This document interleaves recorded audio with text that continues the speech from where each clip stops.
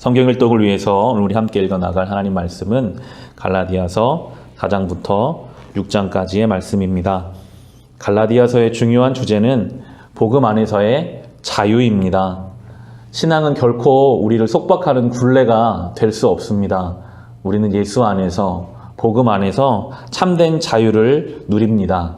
4장 5절부터 7절 말씀을 보시면 참 놀라운 성경의 가르침이 있습니다.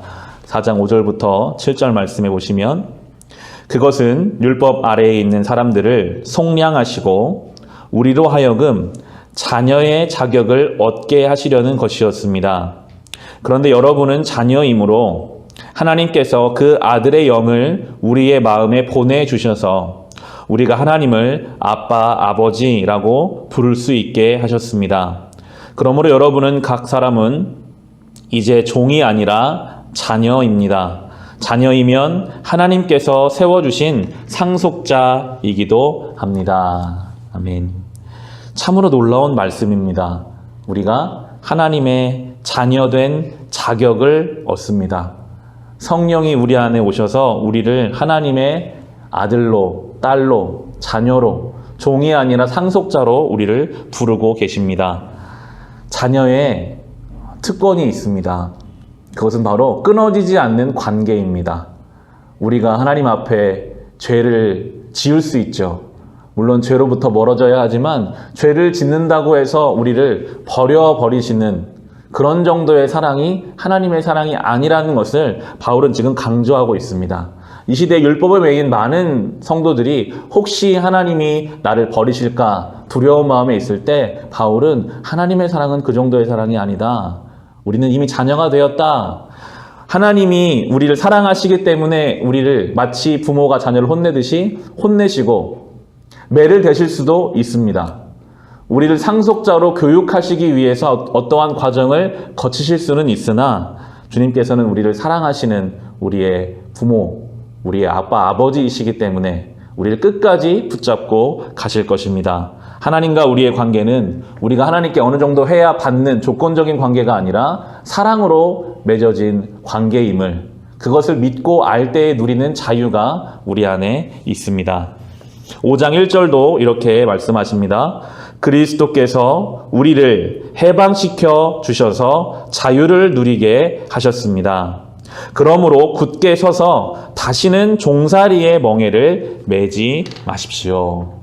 끊임없이 우리는 뭔가에 매여 삽니다. 바울은 너무나 그것이 안타까웠던 것 같아요. 복음은 자유인데 우리가 복음 안에 굳게 서 있으면 종살이의 멍에를 맬 필요가 없는데도 끊임없이 우리는 무엇인가에 매여서 살아갑니다. 물질로부터, 염려로부터, 비교로부터, 죄의식으로부터 우리는 예수의 이름으로 참 자유를 누릴 수 있습니다. 이제 우리가 주님 안에 자유를 얻었다면 이제 그 자유를 가지고 그럼 어디로 가야 할까요? 자유를 주셨으니 마음대로 살라고 자유를 주신 것은 아닐 텐데 구체적으로 우리를 어디로 부르고 계실까요?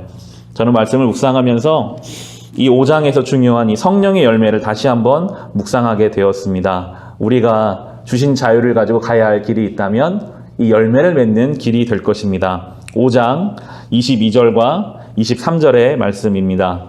그러나 성령의 열매는 사랑과 기쁨과 화평과 인내와 친절과 선함과 신실과 온유와 절제입니다. 라고 하며 번역의 차이는 조금 있지만 9가지의 성령의 열매를 우리에게 설명해 주고 계십니다. 우리가 받은 자유를 가지고 가야 할 삶의 길이 있다면 주님 안에서 이 열매를 맺으며 살아가는 길입니다. 가장 먼저 나오는 것이 사랑이죠. 갈라디아서 오늘 본문을 묵상해 보시면 끊임없이 사랑을 강조합니다. 결국 우리는 사랑으로 부름받습니다. 하나님이 나 같은 자를 자녀 삼아주신 그 사랑이 우리 안에 열매가 되는 것, 우리 안에 그러한 사랑이 맺혀지는 신앙으로 우리를 부르고 계시고요. 두 번째가 기쁨입니다. 참 중요한 열매예요. 성도의 삶에 있어서 기쁨이 있는가? 조건과 상황에 관계없이 늘 나와 하나님과의 관계 때문에 나에게 이 기쁨이 있는가? 이것은 굉장히 중요한 성도의 삶의 부르심입니다. 우리의 기쁨이 과연 내가 원하는 일이 이루어져서 생겨나는 기쁨으로만 채워져 있는지, 아니면 나 같은 자를 자녀 삼아주신 하나님을 향한 그런 신뢰와 믿음으로부터 나오는 기쁨인지를 돌아봐야 합니다. 세 번째가 화평입니다. 우리 안에 있는 염려와 근심과 두려움이 아니라 늘 주님으로 인해 주시는 이 화평함.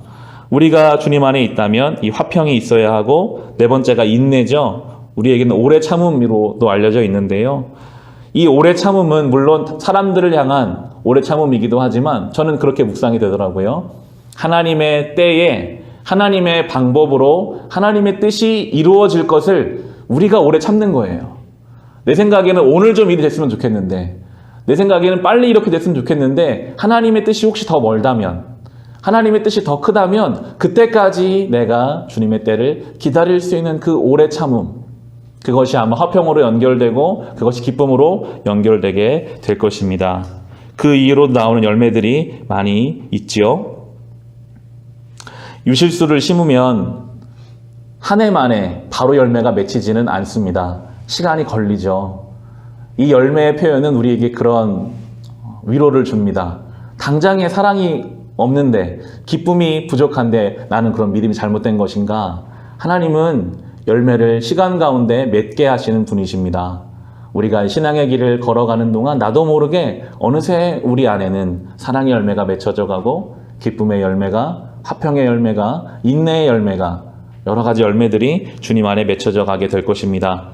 이 주님이 우리에게 구체적으로 요구하시는 이 열매를 묵상해 보면 신앙의 방향이 나오거든요.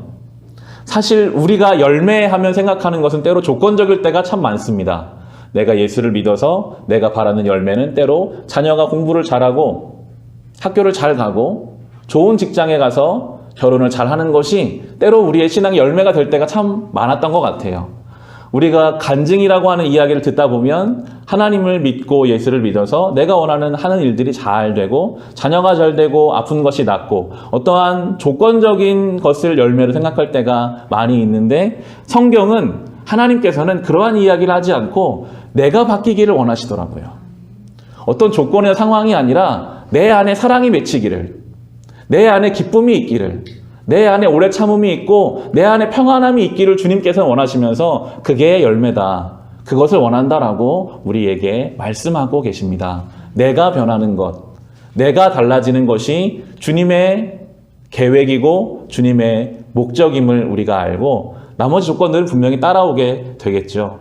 우리를 그렇게 만들어 가시기 원하시는 주님의 그 열매를 우리가 맺어드림으로 그것이 삶의 예배요 하나님께 영광되는 줄을 믿고, 오늘도 복음의 자유 안에서 주님의 주시는 열매를 향해 하루하루 다가갈 수 있는 저와 여러분의 신앙이 될 수 있기를 주님의 이름으로 축원합니다.